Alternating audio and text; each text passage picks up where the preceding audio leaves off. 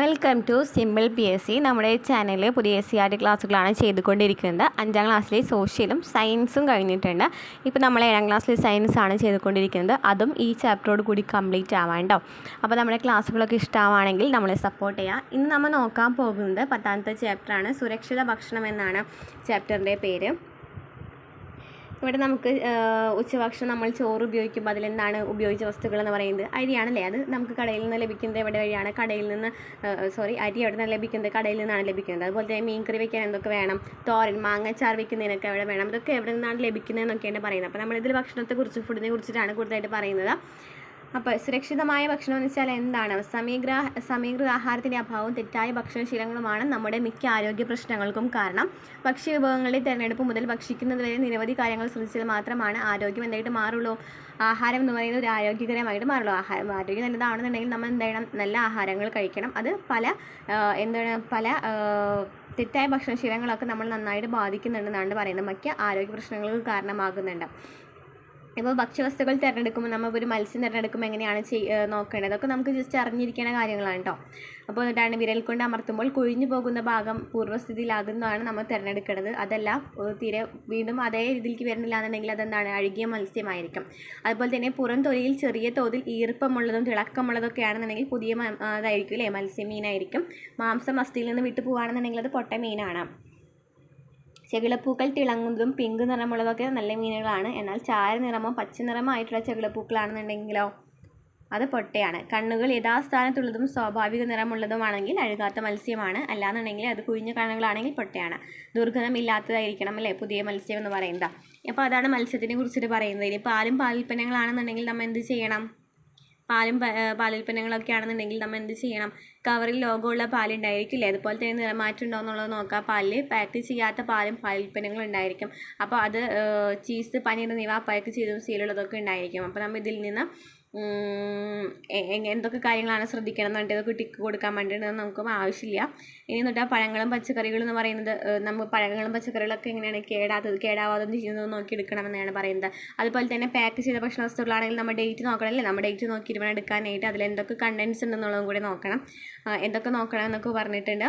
ഇനി മായം ചേർക്കൽ. ഇപ്പോൾ നമ്മൾ ശർക്കരയ്ക്ക് പകരം പല സംഭവങ്ങളും ചേർക്കുന്നുണ്ട്. ശർക്കരയിൽ എന്താണ് ഇപ്പോൾ നമുക്ക് നോക്കാണ്ട എങ്ങനെയാണ് ഇതൊരു വാർത്ത നൽകിയിരിക്കുന്നത്. എന്താണ് ന്യൂസ് പറയുന്നത്? സംസ്ഥാനത്തിൻ്റെ വിവിധ ഭാഗങ്ങളിൽ നിന്നുമായി 3500 കിലോഗ്രാം മായം കലർന്ന ശർക്കര പിടികൂടി. തുണികൾക്ക് നിറം നൽകുന്ന സിന്തറ്റിക് ഡൈയായ റോഡോമിൻ ബി കലർത്തിയ ശർക്കരയാണ് ഇത്തരത്തിൽ പിടിച്ചെടുത്തത്. റോഡോമിൻ ബി ചെറിയ അളവിൽ പോലും ശരീരത്തിനുള്ളിലെത്തിയാൽ ക്യാൻസർ പോലുള്ള മാരകങ്ങൾക്ക് കാരണമാകും. അപ്പോൾ ശർക്കരയ്ക്ക് കളർ നൽകുന്നതിന് വേണ്ടി റോഡോമിൻ ബി എന്ന് പറയുന്ന ഒരു രാസവസ്തു ചേർത്തപ്പോൾ അതെന്തായി മാറി? ശർക്കരയിൽ ഭയങ്കരമായിട്ട് മായം ചേർത്തിട്ടുണ്ടല്ലോ.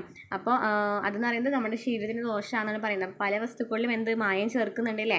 ആഹാര വസ്തുക്കളിൽ അവയോട് സാദൃശ്യമുള്ളതും വില കുറഞ്ഞതും ഗുണനിലവാരമില്ലാത്തതുമായ വസ്തുക്കൾ കലർത്തുന്നതിനെയാണ് മായം ചേർക്കുക എന്ന് പറയുന്നത്. ഒരു പദാർത്ഥത്തിൽ നിന്ന് ഗുണമേന്മയുള്ള ഘടകങ്ങൾ നീക്കം ചെയ്ത ശേഷം വിൽക്കുന്നതും ഗുണനിലവാരമുണ്ടെന്ന് തോന്നിപ്പിക്കാൻ അനധികൃതമായ നിറങ്ങൾ ചേർക്കുന്നതും മായം ചേർക്കൽ തന്നെയാണ്. അപ്പോൾ എന്താണ് മായം ചേർക്കൽ എന്ന് പറയുന്നത്? മായം ചേർക്കൽ എന്ന് വെച്ചാൽ എന്താണ്? വില കുറഞ്ഞ സംഭവങ്ങളൊക്കെ ഇതിൽ ആഡ് ചെയ്യുക. അതുപോലെ തന്നെ അതിൻ്റെ നല്ലതായിട്ടുള്ള വശങ്ങളൊക്കെ ഊറ്റിയിട്ട്, അതായത് നല്ലതായിട്ടുള്ള ഘടകങ്ങളൊക്കെ നീക്കിയിട്ട് എന്ത് ചെയ്യണം? ഗുണനിലവാരം ഉണ്ടെന്ന് തോന്നിപ്പിക്കാനായിട്ട് പല കൃത്രിമമായിട്ടുള്ള കളറുകളൊക്കെ ചേർക്കുന്നത് പോലും എന്താണ്? മായം ചേർക്കൽ തന്നെയാണ്.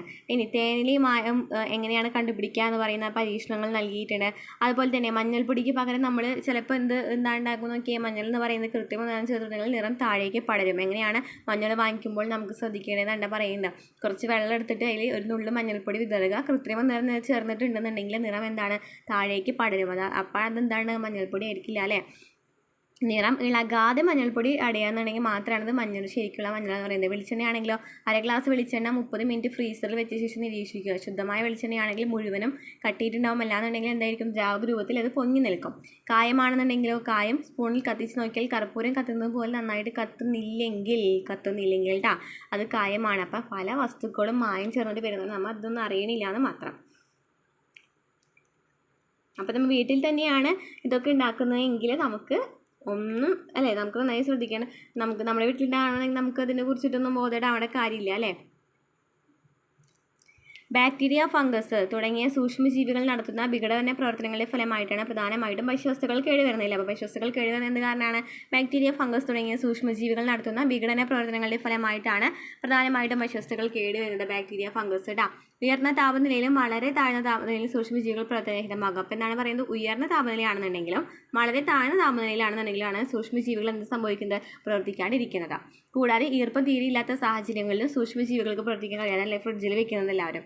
അപ്പോൾ ഈർപ്പം തീരെ ഇല്ലാത്ത സാഹചര്യങ്ങളിലാണെന്നുണ്ടെങ്കിൽ സൂക്ഷ്മജീവികൾക്ക് പ്രവർത്തിക്കാനായിട്ട് കഴിയില്ല. വായു കടക്കാൻ കഴിയാത്ത വിധം പാക്ക് ചെയ്ത ആഹാര പദാർത്ഥങ്ങളിലും സൂക്ഷ്മജീവികൾക്ക് പ്രവർത്തിക്കാനാവില്ല എന്ന് പറയുന്നുണ്ട്.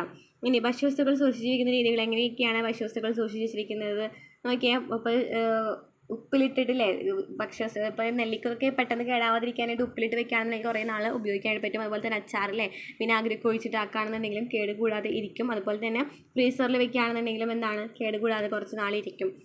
മുളകൊക്കെ ഉണക്കിയിട്ട് എടുത്ത് വെക്കുകയാണെന്നുണ്ടെങ്കിലും കേട് കൂടാതിരിക്കും എന്നാണ് പറയുന്നത്.